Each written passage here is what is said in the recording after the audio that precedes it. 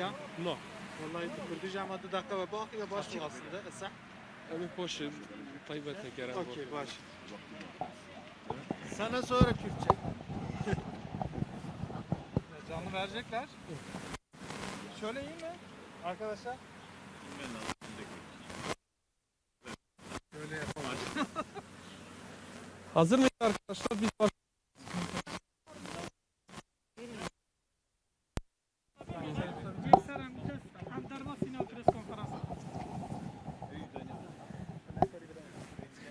Değerli basın emekçileri, biliyorsunuz 28 Aralık 2011'de Roboski'de 19'u çocuk olmak üzere 34 sivil hayatını kaybetti.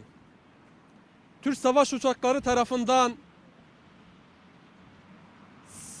Roboski sınırında kendi hayatlarını idame etmek için karşı tarafa komşularıyla bir ticarete giden çocukların, sivil insanların üzerine bombalar yağdırırdı.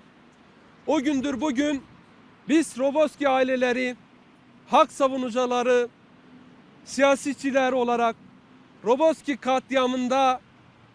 katliamın emrini veren, faili olan açığa çıkarılıp hukuk önünde hesap verilmesini talep ediyoruz. Yani biz Roboski aileleri olarak adalet talep ediyoruz. Ama maalesef o gündür bugüne kadar bir kişi bile dahi açığa alınmadığı gibi yargılanmadı, soruşturulmadı. Bunlar olurken bu adalet mücadelesi veren biz Roboski ailelerine davalar açıldı, tutuklamalar, gözaltılar yapıldı. Yani 34 insanı katleden kişiler takipsizlikle dosyalar sonuçlandı. Ama bunun adalet mücadelesini veren Roboski aileler hala yargılanmaktadırlar. Evladını kaybeden anneler yargılanmaktadırlar. Siyasallaşmış bir yargıyla karşı karşıyayız. Dosyayı ilkin Uludere Savcılığına götürdük. Yetkisizlik ve görevsizlik kararıyla Diyarbakır Özel Yetkili Savcısına götürüldü. Daha sonra tekrar görevsizlik kararıyla askeri savcılığa götürüldü. O da takipsizlik kararıyla biz Anayasa Mahkemesi'ne götürdük. Sudan bahanelerle Anayasa Mahkemesi de bu dosyamızı reddetti, kabul edilemez bulundu. Daha sonra Avrupa İnsan Hakları Mahkemesi'ne götürdük. Yine Avrupa İnsan Hakları Mahkemesi'nde de iç hukuk yolları tüketilmediği için dosyamız reddedildi.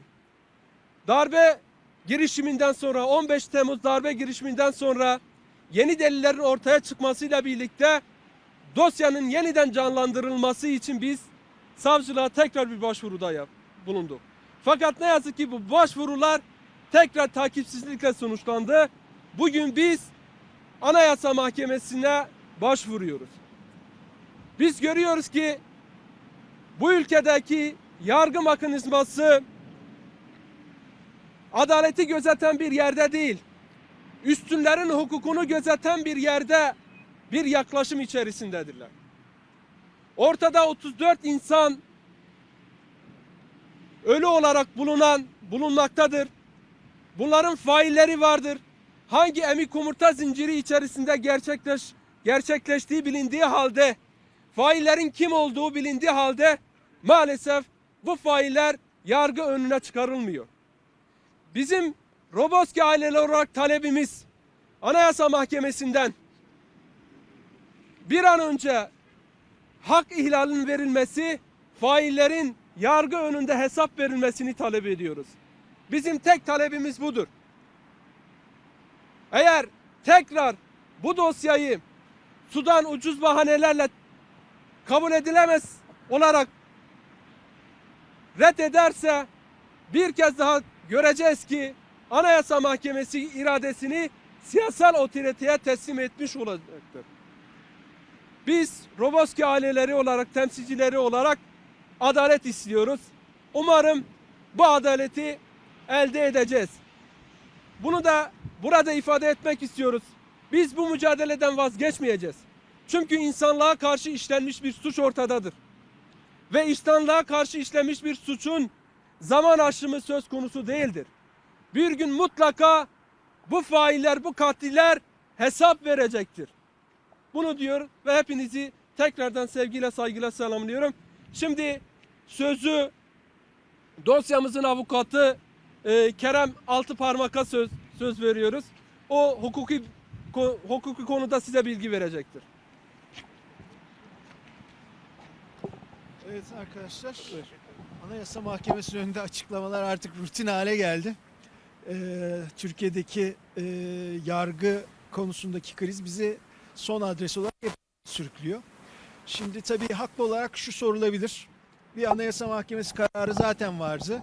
Bir Avrupa İnsan Hakları Mahkemesi kararı da vardı. Her ikisi de kesinleştiğine göre bir kez daha Anayasa Mahkemesi'ne ne başvurusu yapılıyor? Ben bunu açıklamaya çalışacağım size.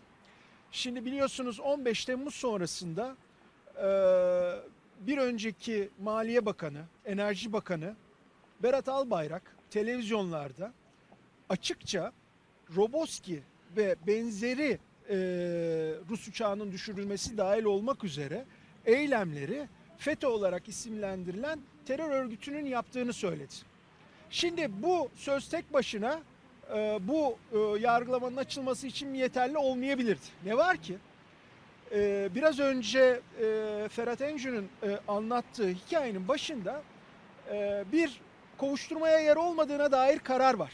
O kovuşturmaya yer olmadığına dair kararı veren savcı FETÖ'den ihraç edilen ve hakkında ceza davası açılan birisi. Aynı şekilde bu kararın itiraz üzerine incelendiği mercide 3 yargıçtan 2 tanesi yine aynı örgüt üyesi olma gerekçesiyle ihraç edilip haklarında adli işlem yapılan hakimler.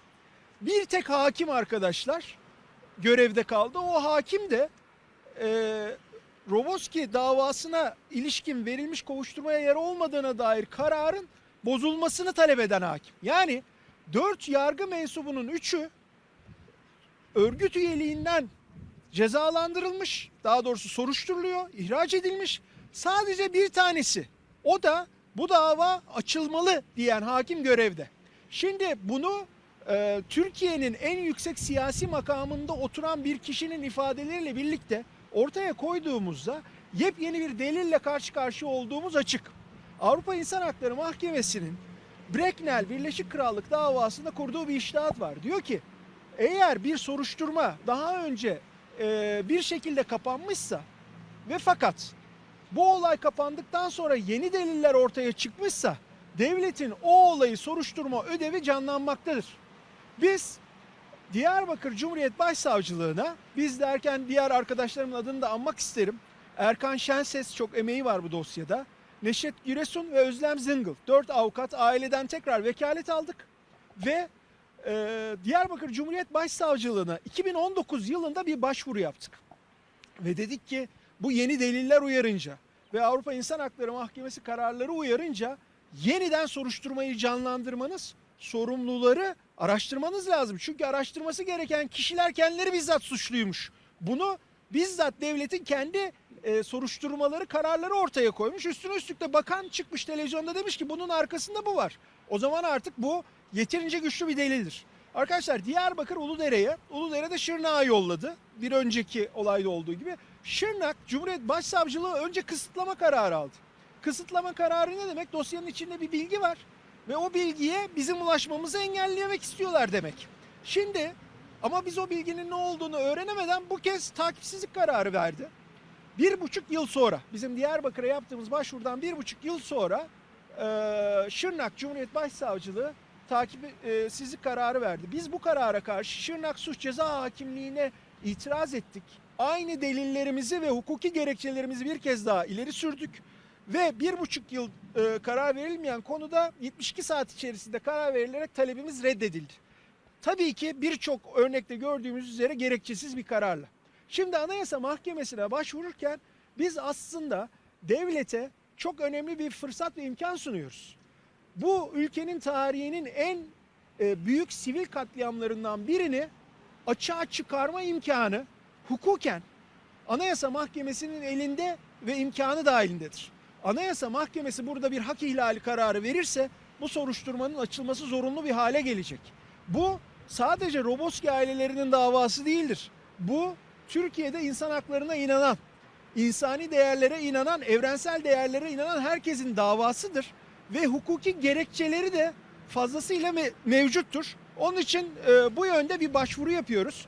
Bu nedenle şunun karıştırılmamasını talep ediyorum. Bu daha önceki verilen kararın tekrar getirilmesi başvurusu değildir. Bu biraz önce söylediğim yeni delillerin bu dosyayı tekrar açma mecburiyeti doğurmasının başvurusudur.